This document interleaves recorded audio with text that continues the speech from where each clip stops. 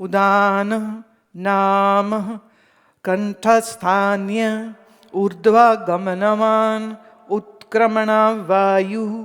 उदान जो है इसकी प्रमुख सीट थ्रोट, गला है। देखिए उसकी प्रमुख जगह भी बता रहे, हवाई बात नहीं कर रहे। आप कहो कैसे, तो उसकी अनुभूति लीजिए, थोड़ा मन अंतर्मुखी करिए, थोड़ा लंबे समय तक प्राणायाम करिए, शरीर के अंदर हो रही सब क्रिया को, संवेदनाओं को महसूस करिए, क्लैरिटी से बिल्कुल स्पष्ट हो जाएगा। अब ये जो उदान है, ये इसकी प्रमुख सीट बताई आपका कंठ है, और इसकी जो वाइटल फोर्स है वो ऊर्ध्वगमन, ऊपर को उठने वाली होती। ये ऊर्ध्वगमन है। और थोड़ा ये भी, इसको हम ऐसे भी कह सकते हैं, it helps out in passing out of the body also.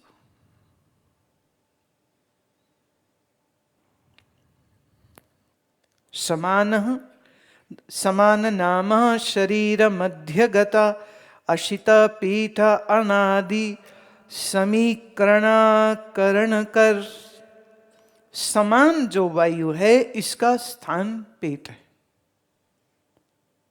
Stomach. ये आपके भोजन और जो पेय पदार्थ आपने लिए उसका विधिवत पाचन, असिमिलिएशन, जो भी न्यूट्रिएंट है, जो भी पौष्टिक तत्व हैं, उन तत्वों को उन खाने और पीने की वस्तुओं में से निकालना और फिर पूरे शरीर तक पहुंचाना, ये समान वायु का काम। अब ये जो प्राणपान व्यान उदान समान की बात हो रही है, ये क्यों? तुम भूल नहीं जाओ अपना ट्रैक। ये 17 तत्व वाले लिंग शरीर, सूक्ष्म शरीर का वर्णन हो रहा है। मन बुद्धि चित्त अहंकार का कर चुके, ज्ञानेन्द्रिय का कर चुके, कर्म इंद्रिय का कर चुके, इसलिए अब प्राणों की बारी आई हुई है।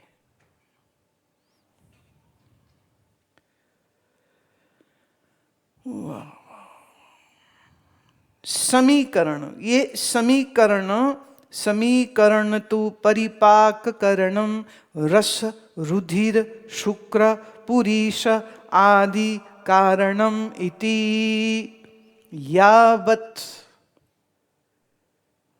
क्या करता है ये?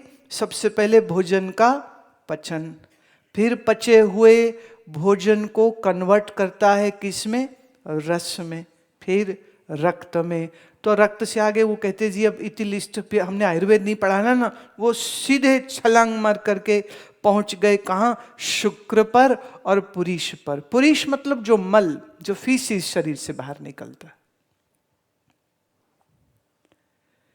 ये इन खाए हुए पदार्थों में से आवश्यक जो तत्व है उनको लेना, समीकरण करना और कहाँ कहाँ क्या क्या पहुंचाना, ये पूरा सिस्टम जो है ये समान वायु के अंतर्गत आता है।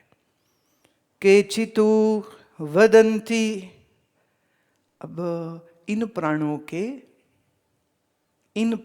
के आगे 5 हमको उपप्राण भी मिलते हैं। अब ये एक डिटेल नहीं आ रही आपके लिए। ये कहता है नाग कूर्म कृकल देवदत्त धनंजय आख्यः पंच अन्ये वायवाः सन्ति इति वदन्ति।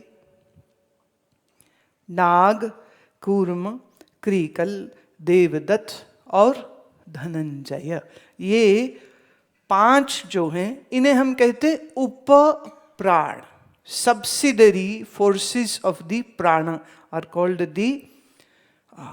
अब इनके जो फंक्शंस हैं थोड़ा बहुत समझें, इनके क्या क्या फंक्शन हैं। नाग उदीग्रणाक्रह, उदीग्रण मतलब उल्टी आना। ये कहाँ से आया? कूर्म, आंख का खोलना बंद होना। कूर्म उन्मीलन करह, क्रिकल क्षुत्करः, ये जो क्रिकल है ये भूख लगाता है। देवदत्त जो है ये जो जमाई आती है यौनिंग, ये आपके देवदत्त से। और धनंजय पोषणः क्रिया, पोषण करा, जब तो शरीर जीवित है तब पोषण करता है, और जब शरीर मरा माने ये 17 तत्व बाहर निकलेंगे तो धनंजय आखिरी है जो निकलेगा। धनंजय आखिरी क्यों? धनंजय की वजह से ही शरीर का वो जो समापन हो रहा होता है ना, शरीर फूला, फिर उसमें कीड़े पड़े, अगर किसी का अग्नि संस्कार नहीं हुआ शरीर का तो ये जितनी डिकम्पोजिशन की प्रोसेस है ये धनंजय की वजह से हो रही है ना अजब बात। नाग, कूर्म, क्रिकल, धनंजय, देवदत्त, ये 5 उपप्राण काम करते हैं तो ये सूक्ष्म शरीर में, पर इनकी जो घटनाएं घट रही हैं सो स्थूल शरीर में घटती हैं। इतशाम केचित प्राणादिषु अंतर्भावात् प्राणादयः पंच इव इति। ऐसा है ये उपप्राण जो हैं, कुछ लोगों का ऐसा भी मानना है कि ये जो उपप्राण हैं इनका डिटेल भी 5 है, मुख्य जो हैं ये भी 5 है। तो बोले अगर आप ये पहले 5 के ऊपर ज्यादा विचार कर लीजिए तो ज्यादा उत्तम रहेगा। बोले अब ज्यादा डिटेल उपप्राणों की तरफ चले गए तो वेदांत से हट के हमें फिर बिल्कुल कहाँ जाना पड़ेगा, हठ योग की तरफ जाना पड़ जाएगा। तो ये ना यहां से लाइन नहीं तो बदल जाएगी। कई लोग बदल लेते हैं लाइन, बोले नहीं यही समझना ये कैसे होता है, पर फिर वहां पर आकर के थोड़ी हमें विचार का जो हमारा केंद्र है, जो शोध का केंद्र है, सो हमको चेंज करना पड़ जाए। बोले नहीं अभी उसको आप रहने दीजिए, हम थोड़ा इसका और एक गहरा विवेचन वो कहते हैं हम आपको देते हैं। गहरा विवेचन क्या है? वो ये है कि ये जो 5 प्राण हैं, आकाश से आदि नीचे आ जाओ, ये तत्वों के रजोगुण से क्रिया करते हैं। प्राण तो बताए, पर ये प्राण की जो क्रियाएं हैं ये वही मूल तत्व सूक्ष्म तत्वों के रजोगुण से हो रही होती है। वाह एतत् प्राणादि पंचकम आकाश आदिगत रजः अंशेभ्यः मिलितेभ्यः उत्पद्यते। इनकी जो उत्पत्ति है, अब प्राण से शुरू हुए और नीचे को आए, अब प्राण के आगे लगा लो आकाश। तो ऐसे कहते अब आप क्रम अपने आप से बना लीजिए। इसका एक टेबल ड्रॉ करना हो तो जैसे हमने इंद्री के साथ आकाश आदि को लगाया, ऐसे ही अब यहां पर आप इसको ला सकते हैं। वाह, अब ये इतनी डिटेल पंच प्राण पंच उप प्राण की क्यों दे रहे हैं भाई? ये प्राणमयी कोश को एक्सप्लेन कर रहे हैं। इस प्राणमयी कोश में इदम प्राणादि पंचकम करमेन्द्रिय सहितम सन प्राणमय कोश भवति अस्य क्रियात्मकत्वेन राज्यः अंश कार्यत्वम। इन पंच प्राणों के साथ कर्म इंद्रियां जुड़ जाती हैं, तो कर्म इंद्रिय और पंच प्राण इनके मिल जाने से क्या बन जाता है? प्राणमयी कोश। पहले में कौन सी इंद्रियां आई थी? ज्ञान वाली। और प्राणमयी कोश में कौन सी आई हैं? कर्म इंद्रियां आई है। देखिए योग की भिन्नता यह हो जाती है, जैसे जो हठ योगी है वो इसी में पूरा अनुसंधान लगा देता है कि नेत्र किस शक्ति से चला, उससे रिलेटेड कौन सा प्राण है, उस प्राण को साधने के लिए वो साधना करता रहता है। आंख का बंद होना, खुलना, झपकना आंखों का, ये कैसे हुआ, जमाई कैसे आई? तो वो अपने आसन प्राणायाम से वो कह रहे ईश्वर को तो बाद में ढूंढेंगे, पहले इसी को मैं ढूंढ लूं। तो जो vital activities of the body हैं, आपने देखा, मैं एक ऐसे व्यक्ति को मिली जिनको लेबल जो मर्जी कर दीजिए बीमारियों का, तो उनकी आंख खुलती नहीं थी, उनकी आंखें अपने आप से बंद हो जाती थी, तो वो आंख ऐसे पकड़ के खोलते थे। बोले डॉक्टर लगे हैं, उनको समझ नहीं आ रही क्या हुआ है। वो कहते हैं कुछ नर्वस डिसऑर्डर हो गया। अगेन उन्होंने कुछ मुश्किल नामों वाली एक बीमारी बोल दी कि इनको ये बीमारी हो गई, पर वास्तव में उस बीमारी के पीछे उनके उपप्राण ठीक फंक्शन नहीं कर रहे, वो कारण है। वो उपप्राण ठीक काम क्यों नहीं कर रहे हैं? क्योंकि उनके पंच प्राण ठीक काम नहीं कर रहे। वो पंच प्राण ठीक काम क्यों नहीं कर रहे? क्योंकि मन के विक्षेप के वजह से मन अति चंचल, आहार व्यवहार गलत, सोना जागना गलत, अति क्रोध, अति लोभ, अति दौड़, इससे वायु विकृत हुई।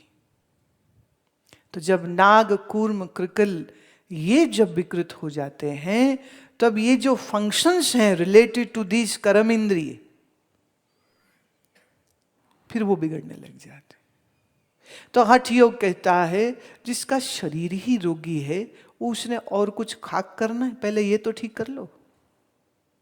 अब देखो यहां आकर के कोई रुक जाए तो बिल्कुल अच्छे से रुक सकता है, अगर पहले ये हम ठीक कर लें। कैसे होता है? जैसे को बोले ये धनंजय कैसे काम करता है, ये देवदत्त कैसे काम करता है, हमें यही समझना। तो उसकी प्रोसेस, उसकी प्रक्रिया, उसकी साधना फिर बिल्कुल अलग हो जाती।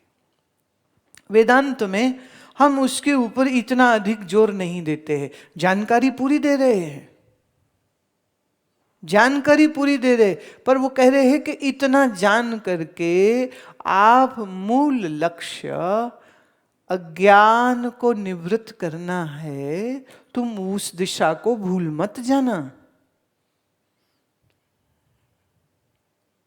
दिशा नहीं भूलने का है। इसलिए इनकी चर्चा यहीं तक करके उन्होंने सीमित कर दी कि ये तत्वों के राजसिक गुण के कारण होती।